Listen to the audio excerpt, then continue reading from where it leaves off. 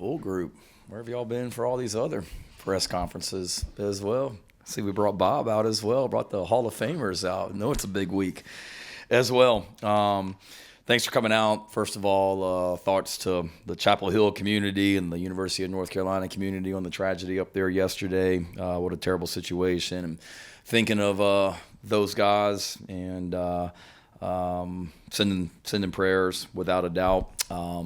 Excited that game week is finally here, and we're in here on a Tuesday game week press conference, so couldn't be more excited about getting going. Been a lot of work that's gone into this week, long preseason camp, and excited to finally get to play this Saturday. We had a full mock week last week like we talked about, did a lot of work on Friday, and then gave everyone off Saturday, players, coaches, staff, made them get out of the building. Didn't want anybody in here just to kind of get away from things physically, mentally, and then come back in here on Sunday, which is what we did, and then got to work. So it was fun sitting around watching some college football on Saturday, and envious that teams got to play last weekend, but excited that we get to play this week as well.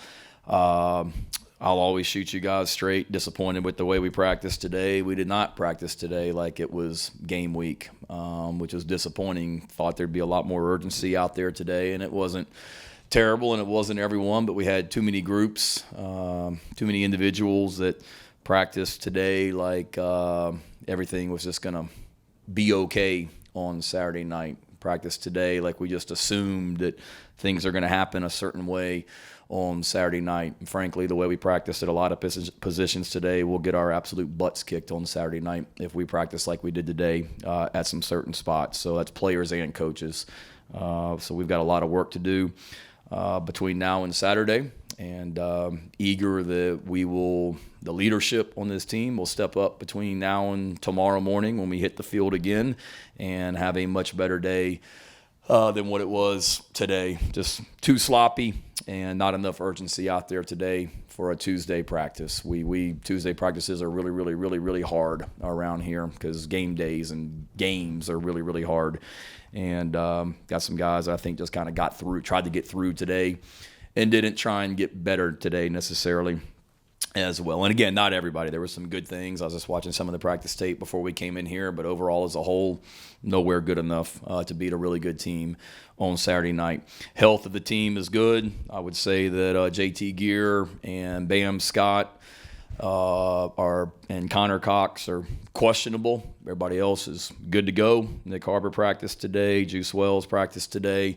Have no issues with those guys. Fully expect them to see them on Saturday night. Told Juice he got out there and did a little bit of work with the training room yesterday. He was out there with a couple of our strength coaches and one of our trainers and myself, just kind of watching him do some things yesterday, and told him it was like the movie The Natural. Most of y'all are too young in here to have even seen The Natural probably, but there's the scene where Roy Hobbs gets out of the hospital and goes and takes batting practice in the stadium at night where nobody can really see him just to see if he's healthy, and that's what it seemed like with Juice yesterday. I know you guys are going to be shocked. Juice hasn't seen The Natural, had no idea who Roy Hobbs was, but Will and Nate and Josh got a big kick out of that. Our staff members out there as well. But proud of him and the way that he's fought to come back from that injury, as well as Nick Harbor. And it was great seeing all those guys out there running around today.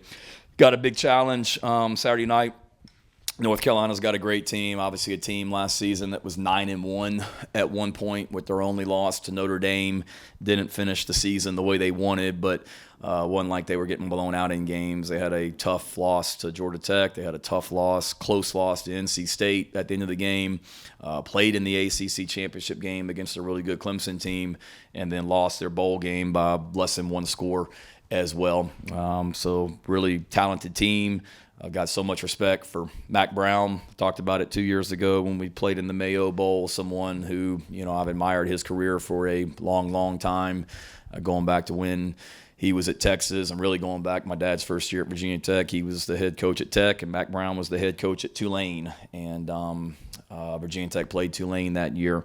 So someone that my family, my parents think a lot of, and someone in Mack Brown that is a Hall of Famer, went in the College Football Hall of Fame literally the same night as my dad a few years ago up in New York City. So it was really cool being able to see my dad and Mack Brown go in the Hall of Fame the same night.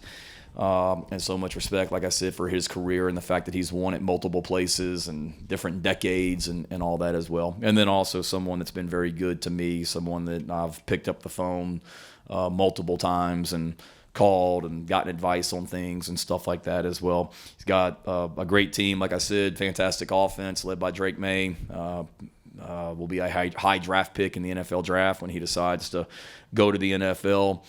Talented thrower, unbelievable runner. He's a great athlete with great size, and will be a big challenge for our defense. People talk about Drake May, and rightfully so, but he's got weapons on the outside. He's got a veteran offensive line with returning starters, and then a running back group that nobody really talks about, but some really, really talented running backs that go basically 4 deep. And they're all talented guys defensively. 2 fantastic linebackers that seems like they've been there forever. And Gray and Eccles, and a front 4 that is really disruptive. They have size, they have athleticism. A lot of new faces in the secondary, but we know from listening to a lot of their press conferences and hearing them talk, they're excited about their secondary as well. And then special teams, it's clear they work at it. It's clear they know what they're doing, and they got good players out there as well. So will be a big challenge for us. Game ones, as you've heard me say before, is always just really, really tough because there's so many unknowns. They've got, I know they'll be the first to tell you they didn't play defense as well as they wanted to throughout the season last year, and there's been talk about them doing some different things defensively in order to be better. And so we've got to do a great job from an offensive standpoint of adjusting to whatever we see from them. We can't prepare for everything as much as we try to. Offensively, they have a new offensive coordinator. They have a new offensive line coach. They have a new tight ends coach. They've all been different places the last couple years as well. So watching tape on a lot of different schools as well, whether it be Troy, whether it be UCF, whether it be North Texas, whether it be North Carolina. There's a lot of unknowns about their offense as well, and then special teams as well. These guys have had since January, like we have, to tweak and tinker with and adjust and things like that. So there's so many unknowns. Both teams got to do a great job adjusting early in the game to what we see and try and prepare our guys the best we can during the week so they can go out there on Saturday night and do that with poise and confidence. But excited to finally be playing. Like our group, we've had a good preseason. There's no question we've gotten better since the beginning of preseason practice, and eager to get out there on Saturday night and see where we are as a football team. So don't even have to ask. David, what you got? Shane, you mentioned before that you might have a true freshman to play in every position on the field this year at some point. I don't know if maybe nervous is the right word, but how nerve-wracking can that be as a coach if you have to have a number of those guys out there? It's I'd be sitting here and lying to you if I told you it wasn't concerning. Would I rather have returning starters and veterans at every position? Yes, where you can develop those young guys throughout the season where they get better throughout the season. And our guys they'll get better throughout the season, but we're going to have to rely on them on game one, so that we as coaches have to do a great job throughout the summer and preseason, which I feel like we have, of getting those guys ready to play. And then we've got to do a great job as a coaching staff of during the week being smart with what we're doing game plan wise, not asking these guys to do too much. But also, I'm excited for them too. I talk about the youth, but that's an exciting thing as well. We're a team that will get better as the year goes. We're a team that's got a talented group of freshmen. They wouldn't be out there if they weren't talented enough. We've got some older guys at their position. It just happens to be that the freshmen, at a lot of these positions are better right now and give us a better opportunity to win than maybe some of these older guys. So I'm excited to get them out there and excited to see them get out there and play. And they're a great group of young men too. They're doing well off the field. They're doing well on the field. And, they've earned this opportunity. And looking forward to watching them on Saturday night. Shane, going back to the bad practice on a scale of 1 to 10, just how angry were you, or is disappointed a better word? A little both. It was, we were in the pouring down rain, which is no excuse. That would be me seeking comfort by saying it was wet and all that. Just disappointed that it, would be game week and not have the physical mindset and intensity and urgency that we need to have. And again, it wasn't bad altogether. Particularly on offense, a play can look like crap. But you go back and look at the tape, and it's one guy here. If he just has better footwork or technique or whatever, it could be a big play. So you don't want to overreact, and I'm not. But there also needs to be a mindset and an intent to get better every time you take the field. And I don't know if we had that for the entire 2 hours and 15 minutes that we were out there this morning. Hey Shane, I know you guys say that you prep for every opponent the same, but Spencer was telling us earlier that this maybe feels a little bit different. Just week 1 against UNC in Charlotte, nationally televised game. Does it feel different for you too? Just week 1, here we go.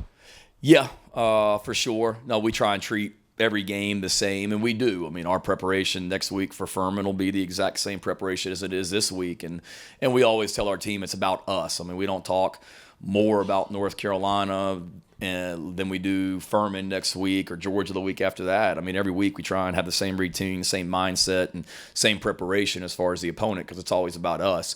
But I'd be sitting here lying to you if I told you it was the same as Georgia State last year or Eastern Illinois the year before. Just the attention on the outside. I mean, I just did an interview with Jim Rome before I came in here at 1 o'clock, and I wasn't doing interviews with Jim Rome talking about the matchup week 1 last year. But you love that. You love that. You want to play in big games and where you're on a national stage, and we certainly are. I mean, I'd rather do this than what we've done the last couple of seasons as well. But there's a different feel, a different electricity. But also, too, Mike, every year there's that, because it's game 1 and there's just the excitement of getting to go out there for the first game. So that is always high, but it certainly is elevated a little bit more this year because of who you're playing and where. Hey Shane, DK's been the number 1 back really since the start of fall camp, and that has remained the case. He's never played running back before. Just what was it about the way he approached that position that made him the clear-cut starter? Yeah, congratulations on your award too. It's big time. I think just DK being DK and just his mindset and the way that he works. And I go back, like I've told you guys before, I mean, you go back and watch the Tennessee game last year where we used him as a Wildcat quarterback, and some of the runs that he made, he showed natural running ability.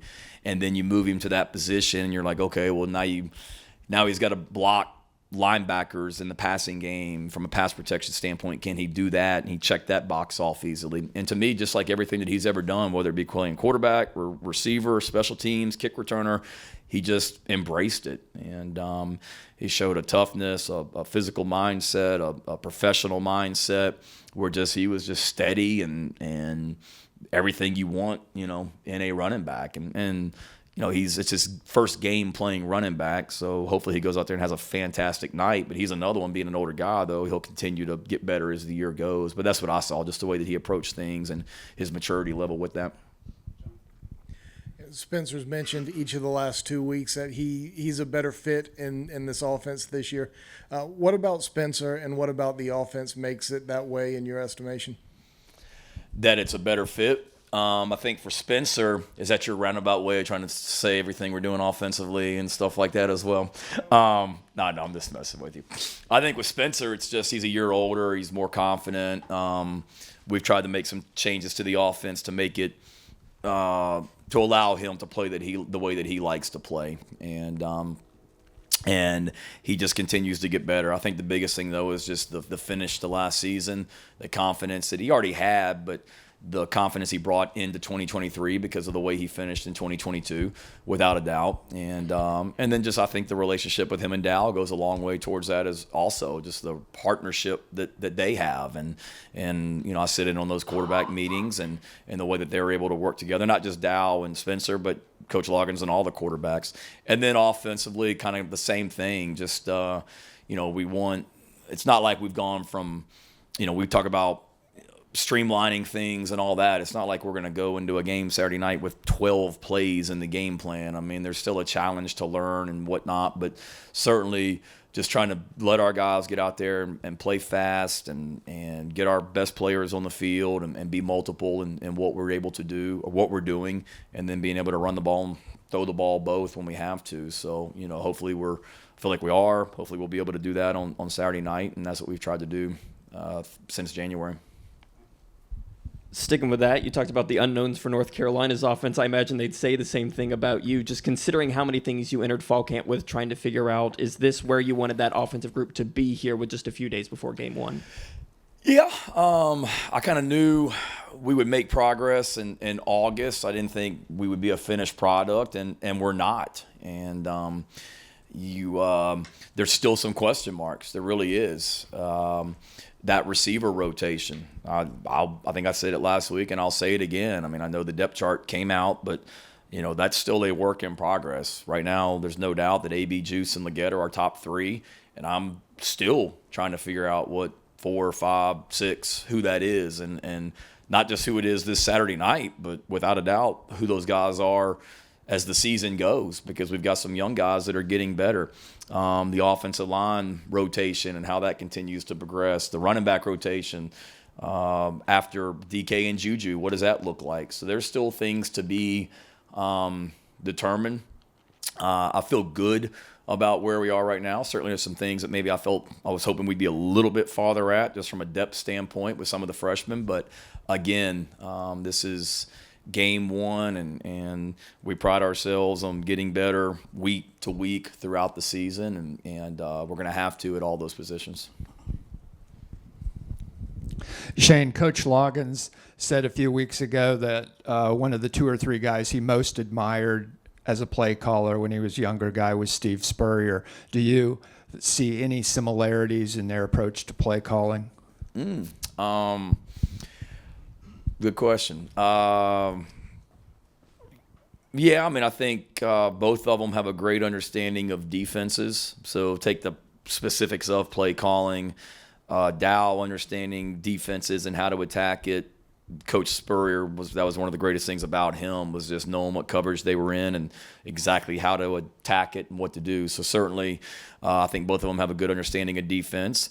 Both of them, want to get the ball to their, best players, like any coordinator does. And Dow,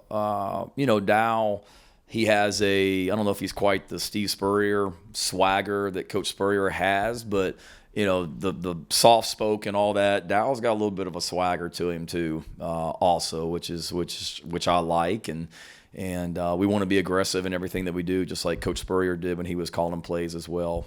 So there's only one head ball coach, but certainly there's a lot of qualities that I think Dow has that hopefully will be on display. I know it will be on display this Saturday night and throughout the season. From looking at May on film and all the talk about him being a Heisman candidate coming off the season he had, when you look at Rattler, from what you know about him, you look at May, how do you compare the two? And do you think maybe nationally Rattler is being a little bit overlooked with the talk about the top quarterbacks in the country? Little is be correct here. Yeah, I do. It's Spencer's play on the field will speak for itself. Frankly, it's pretty disappointing just to see maybe the lack of respect on the outside. But again, we worry about what we can control, and I'm excited for Spencer. And again, Spencer's a guy, he doesn't need any of that to motivate him. But as his head coach and someone that thinks the world of the kid, it's surprising to see some of the preseason watch lists and things like that. But again, we just need to go play football games. That's all that matters. When you talk about Drake May and Spencer Rattler, I see two, really good quarterbacks.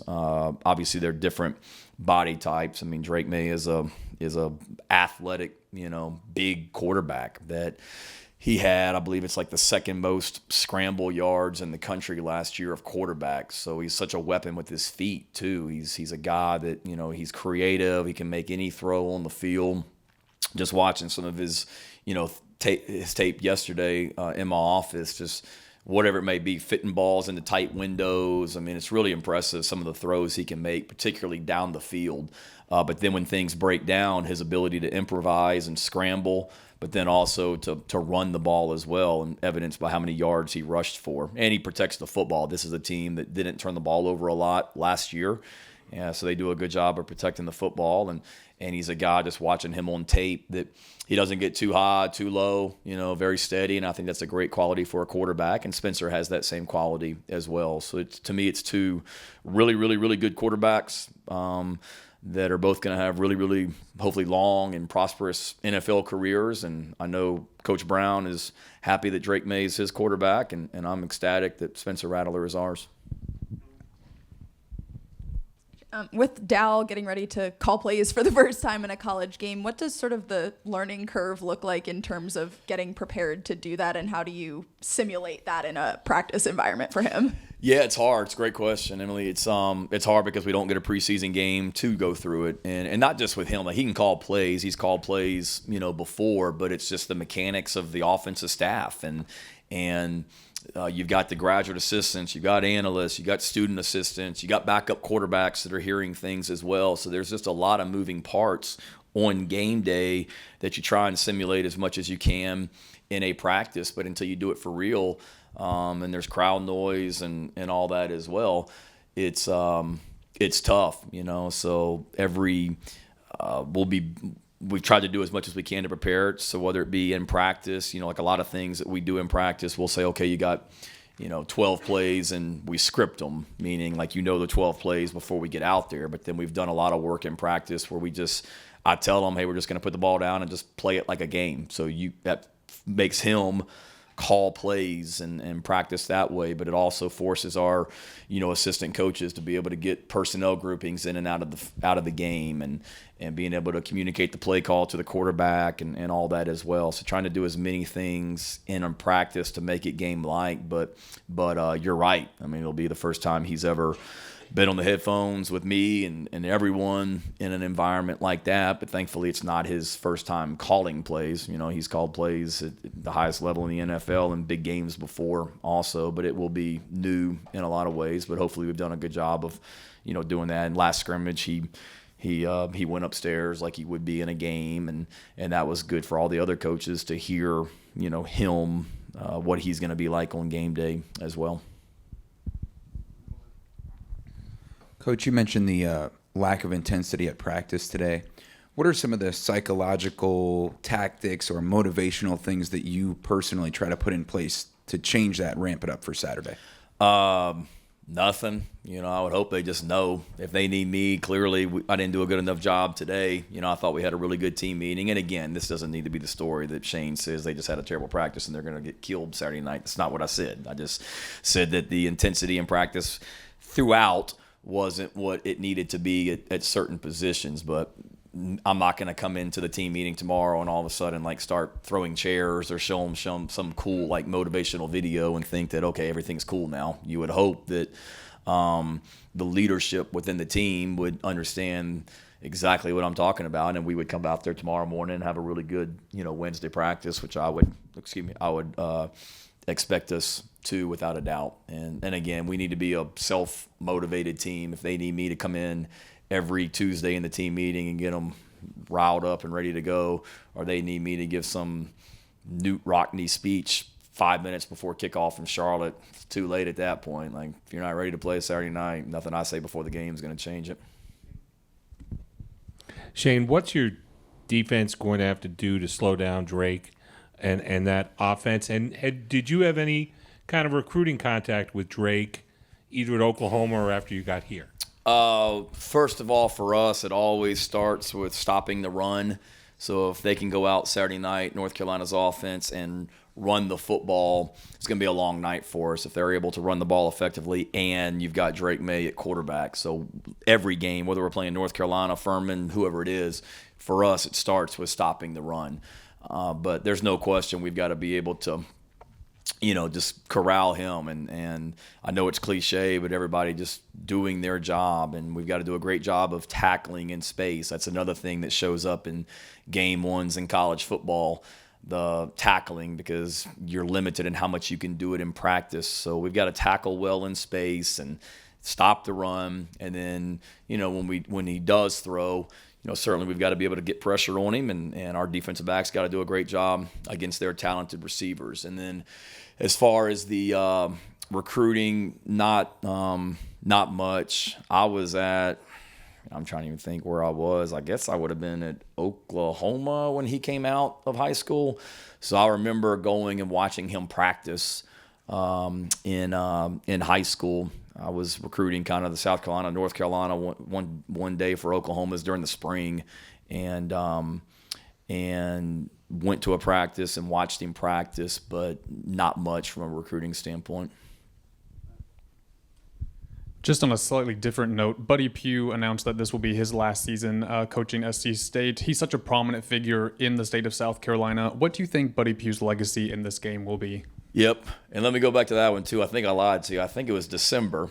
And it got me thinking. I'm like, I know I went to his high school. I'm like 99% sure I literally went there. I was in New York City for my dad and Mack Brown to go into the Hall of Fame.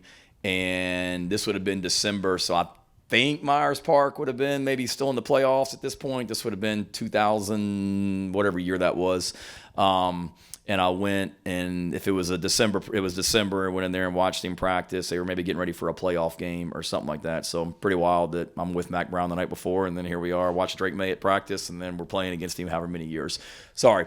Buddy Pugh, I called Coach Pugh on Friday night after we got off the practice field just to call him, and I told him, I said, Coach, I've got so much respect for you, for what you've done for the state of South Carolina, you as a coach. Hope to have half the career that you've had. He's just a guy that truly loves the game of football, truly loves the young men that he coaches, and happy for him, but hate to see him leave the profession as well. But somebody that I got a lot of respect for, and glad I was able to tell him that on Friday night when I talked to him. A couple for you. First one's sort of multi-part about the new clock rules. Were you able to get a better feel or sense of how that's going to go for y'all after watching some games on Saturday, and how have y'all tried to, prepare? Yeah, I don't think it'll be a huge difference for the players from what the players notice, if that makes sense. I tried to watch the game some this Saturday and kind of get a feel for it. Some of our practices when we did the 2-minute drill, 2-minute offense in practice, I purposely made the situation, there's 2:30 on the clock, so we get a first down, the clock doesn't stop outside of 2 minutes. So just trying to help myself from that standpoint. I think the biggest thing is just going to be not so much the mechanics when it's happening, but throughout the game, potentially having fewer plays, and that's going to happen. I think the average on college football after one weekend was down a little bit, the total number of plays. So confident that we'll be okay with it. It certainly changes things at the end of the game, whatever the end of the half in game, whatever the situation is, up, behind. You got to be a little bit different, but I don't think it'll be super impactful from that standpoint. Then from recruiting standpoint, I guess recruits can come in and watch y'all on Saturday night, but y'all can't have any contact, I guess. Correct. What do you look for as far as being able to I guess showcase your team in a setting like that? I think in a setting like that, I'll throw it back to our fans, and I failed to mention this earlier, but I would hope that I know we will have an amazing presence at College Game Day on Saturday morning as well. So when high school prospects turn on the television and turn on College Game Day, they see garnet and black and a huge Gamecock, contingent. I know myself and Coach Brown are supposed to go on set at some point Saturday morning up in Charlotte. So that's where it starts. And then for the recruits that are there in person or watching on television, to me, just the environment that is created in that stadium. I know there'll be a lot of Tar Heel blue in there, and I know there's also going to be a lot of garnet and black in there as well. So to me, it's a great environment that if you're a high school prospect in person or watching on television, you say, you know what, that's the kind of environment that I want to play in, and play in games like this as well. And then hopefully we play well. But I don't think if we're recruiting a young man and we don't play particularly well and the night doesn't go the way that we want it, that he's going to eliminate us because of how he performed in game one. To me, it's more just the effort we play with, the joy we play with as a team. They look at that and say, I want to be a part of what they got going on down there on that sideline and on the field. But then also being able to look around and see garnet and black everywhere in Bank of America Stadium, to me, that's the best thing that we could do from a recruiting standpoint. So confident that our South Carolina fans will do that. Shane, I'll ask the depth chart question, but there were 2 oars at the tackle spots. Just what have you seen in those 2 battles? What have you liked? What concerned you? And is that a situation where multiple guys might play Saturday night? Yeah, I just read there was South Florida, I think, had was it 53? 30-some oars. That's awesome. Man, I try to be good to you guys and limit the ors. If you saw an or, then yes, it's because the competition, the battle is still going on, which it is at every position, but especially at those positions.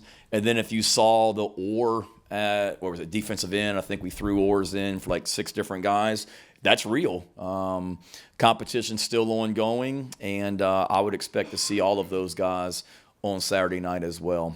So again, I know that I think Coach Saban, he said what he said yesterday about depth charts and all that as well, and I get it. I mean, the depth chart is listed a certain way, but we may start the game defensively in a unique personnel grouping, or we may start the game offensively in a unique personnel grouping that puts somebody that's listed as a backup in the game as a starter. I don't know, but those guys that are listed on that depth chart, you're going to see them Saturday night, and then you're also going to see a lot of guys that aren't on the depth chart as well. So that's we'll see where we are on Saturday. Just going back to true freshman for a minute here. Last year you had Nick come in game 1. You had some other players. Is it possible to just kind of simulate that preparation for true freshmen, or is it case by case different with trying to get those guys ready for a first game? I think it's case by case. The good thing is we have a awesome fan base that creates an amazing environment for our spring game. So, and I know sometimes I brag about our fan base, but it's true. Like, I'll watch other spring games and there's 100 people in the stands. That's not a environment getting guys ready to play what it's like on Saturday. So realistically, I don't know, but I would bet that the biggest crowd that Nick Gargiulo ever played in was our spring game. I know for a fact it's the biggest crowd that Marquis Anderson or Dez or Mario or some of these other guys that came from smaller schools or high schools, they played in front of a big environment at our spring game. So thank you, Gamecock Nation, for that, because, we had Sean Ryan, who's an offensive analyst for us. He's been in the NFL for a long time, and he said it yesterday. He's like, man, that was the loudest crowd that I've coached in a long time. He was in the NFL, and he was here for the spring game, and there's no question. You watch a college game and you watch an NFL game, the noise is different. And so to answer your question, yeah, I think we were able to prepare a lot of guys for that, the freshmen that were here, the transfers that were here in the springtime, because they got to experience a crowd in Williams-Brice Stadium, which not every school gets to do, not every school has that blessing that we do with a great fan base. But I'd be lying to you if I told you that I knew that Nick Imamori was going to go out there in game 1 on the first series or whatever last year and play like he did. I think some guys are just gamers that rise to the level that maybe, they're good practice players, but man, when the lights come on and it's for real, they take it to a whole new level. And I got an idea about who some of those guys are on the team, and hopefully we got a lot of them. Hey, Shane, you mentioned how Spencer is not the kind of guy who needs to be left off preseason watch list for motivation, but there are a lot of guys who speak really highly of him in this building. Does that add a little extra motivation or chip on their shoulder as they get ready for week 1? The other guys, like for teammates, Spencer, you mean? on his behalf, I'd say. I don't know. I mean, I think hopefully we have that with every player on the team, that we all want to fight for one another and lift each other up. And we talk about being wanting to be the closest team, most connected team in the country. And to me, that all goes hand in hand, But as a head coach, I want to do that for all of the players. I hope Spencer wants to do that for the receivers and tight ends and running backs and offensive linemen and vice versa. So I'm sure it's that to a certain degree, but it's also wanting everybody to do it for one another. Shane, what's this week like for you? I mean, this is your 3rd go-around. You're getting ready for North Carolina. I mean, this isn't a cupcake team. No disrespect to some of the teams you've played in the past. But what can the past couple of years for you as you head into this season help you as you get ready for this one? I think every year is different. Game 1s are always just, like I alluded to and mentioned, it's game 1s are different just because there's so many unknowns, and you're nervous before every game. But game 1 is a different kind of nervousness because it's just your first time doing it for real. And you try and simulate it as much as you can, but you can't, the reality of it. So that's one thing, just the emotions of that. And yes, it is year 3, but there's so many new players, that haven't been through. We tried to do it last week, but whatever it is, 30 plus 38 players, I think, is new on the team. So it's a bunch of guys that'll be in Charlotte that haven't gotten on a bus and gone up to Charlotte gotten on the bus to go to a game and haven't been Friday night in the hotel. Now, we tried to simulate it last Friday here in our building. Okay, we eat dinner at this time. Now, after dinner is over, we do this at 7:10. And then when this meeting's over with Demo at 7:10, we do this at 7:50 with Pete. And then we do this at 8:05. Okay, now I know it's 2:30 in the afternoon, but Friday night at 8:30, this is where we're going to be in a team meeting. So you try and simulate that as much as you can, but it's their first time doing it.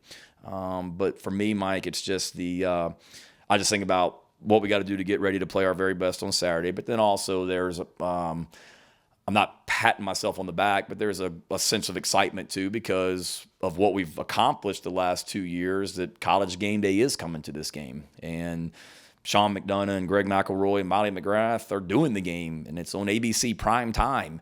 That means you're doing really good things as a program and you've made progress. And we still have a lot of work to do, but to me it's a credit to the people in this program that in 2 years we've gotten this program to the point that this is the primetime game on ABC to start the season for the whole country to watch.